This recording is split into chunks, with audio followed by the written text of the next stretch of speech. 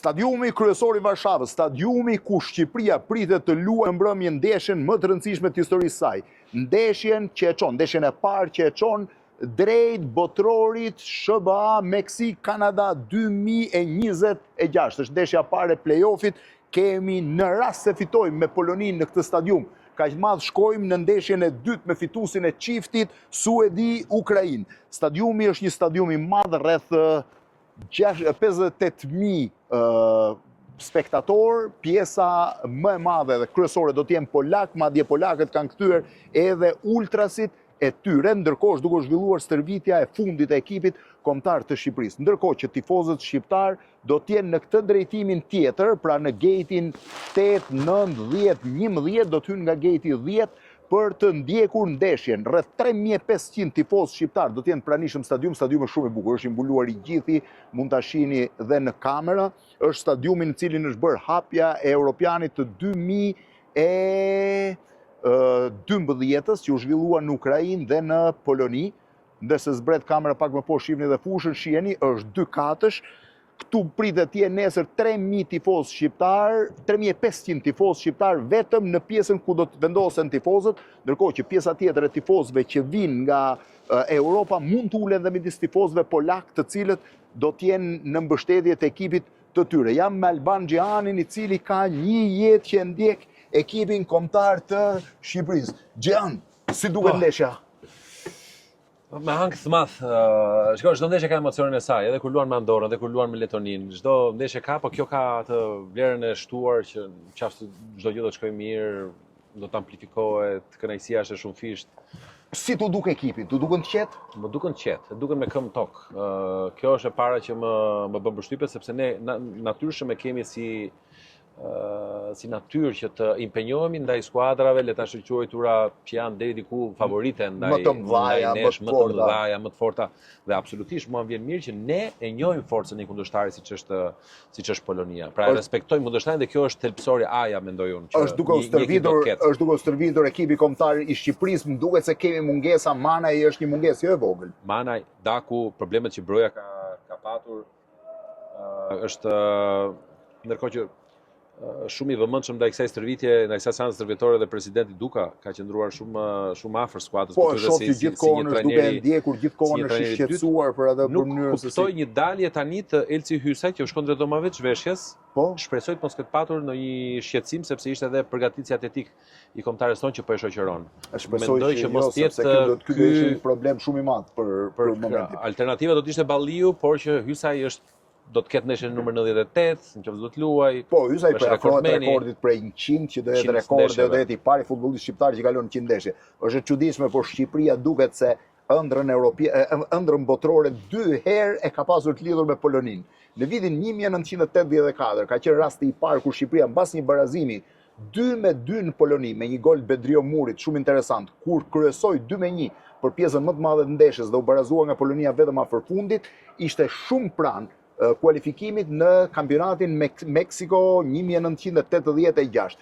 Mbas ndeshjes 2-2 me Poloninë, ajo arriti një fitore spektakolare me Belgjikën, 2-0 me gol të Josës dhe të Mingës, dhe në ndeshjen finale për fatin ton të keq ne humbëm ndeshjen me Poloninë 1-0 me gol të Bonjek, njërit prej futbollistëve më të mëdhenj të historisë Polonisë, i cili një ditë më parë kishte zhvilluar dhe ndeshjen finale të Champions League-s, pra të Kupës Kampioneve të saj kohe, me Juventusin përballë Liverpoolit, një ndeshje që u kthye në tragjedi në stadiumin Heysel të Brukselit.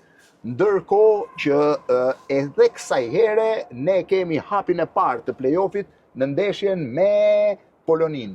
Domethënë, Polonia na del përpara, por ama Poloninë e skualifikuam dhe nga Europiani. Nga Europiani e skualifikuam, por çfarë ironi e fati është fakti që Polonia atëherë është përgatitur për të shkuar në një botror që luajë në Meksik.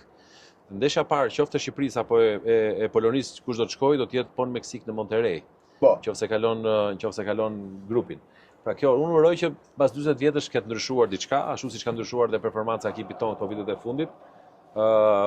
Statistikat në fakt janë bërë për të thyer, vërtet ta kanë rekordin e ndeshjeve. Që Silvinho ka thyer disa tabu me ekipin kombëtar shqiptar. Silvinho ka thyer disa tabu, për hir të vërtetës. Kemi fituar për herë të parë në fushë përballë Serbisë, ne kemi mundur Serbinë, kemi mundur Gjeorgjinë në transfer se kishim bërë kurrë, e mundëm Gjeorgjinë me golin e e Aslanit, kemi mundur Ukrainën edhe pse kemi lozur në Çeki, sepse nuk ka kohë që nuk luan në Ukraina, kemi mundur 2-1. Kemi mundur Bullgarin këtu 2-0 me gol të bukur të Muçit. Kemi mundur Letoninë që kishin vetëm barazime, kemi mundur Tiranë 1-0. Pra kemi thyer 6 tabu në drejtimin e Silvinjos, pra 6 skuadra të reja. Një tabu na e theu Debiazi që na çoi në Europian, Silvinjo ripërsëriti suksesin e tij dhe tani na çoi edhe në play-off. Dikush ndoshta mund të ketë qenë dhe i pakënaqur me Silvinjo, në kryuaj diçka me çdo trajner gjithmonë ka pakënaqësi.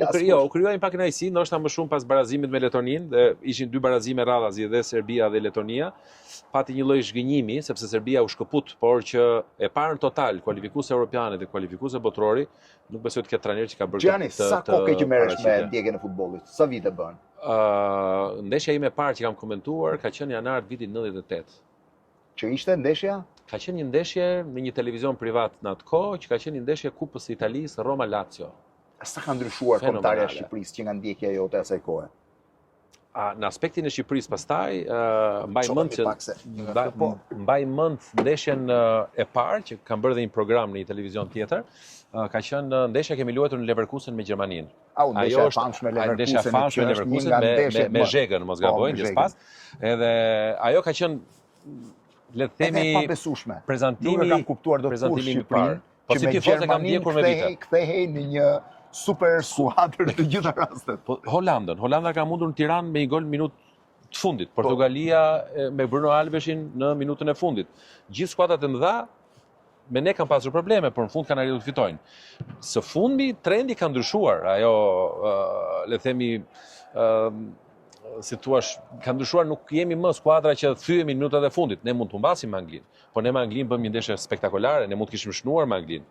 Deri në minutën e 60-70 kur ne pësuam golin, ne ishim në një performancë, unë kam qenë vërtet shumë i kënaqur, nëse mban ndeshjen e fundit në muajin nëntor.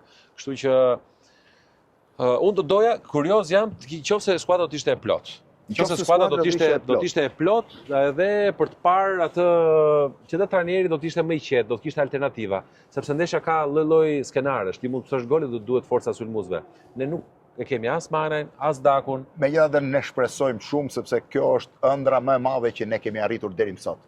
Padyshim që po, Jemi drejtës. Është shumë interesante kur stërvitet ekipi i Shqipërisë, Albani mund t'ja shpjegoj më mirë, të gjitha kamerat e stadiumit në përshtim 15 minutave të para kthehen drejtim të kundërt. Unë po eci këtu t'ju tregoj kamerën se si kamera kthehet jo në drejtimin e fushës, po në drejtimin e kundërt të fushës, pra në drejtimin e tifozëve, në mënyrë që askush të mos zbuloj skemat me të cilët stërvitet ekipi. Shiheni si është drejtuar kamera, pra nuk ka asnjë lidhje me fushën, po drejtohet në anën tjetër. Sidomos Silvinjo është shumë strikt me këtë gjë.